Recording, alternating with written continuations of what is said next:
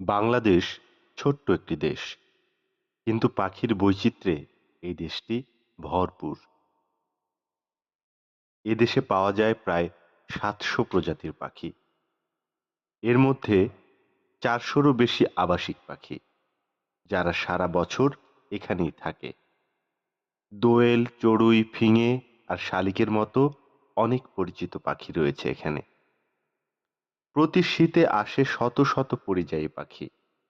হিমালয় আর Siberian শীত এড়িয়ে তারা হাজার মাইল পাড়ি দিয়ে আশ্রয় নেয় আমাদের হাওর বাওড়ে।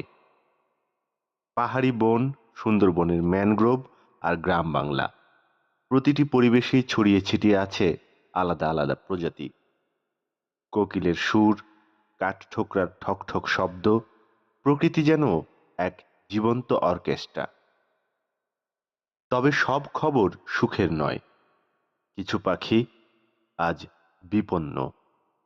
বন ধ্বংস আর পরিবেশ দূষণ তাদের অস্তিত্বকে হুমকির মুখে ফেলছে।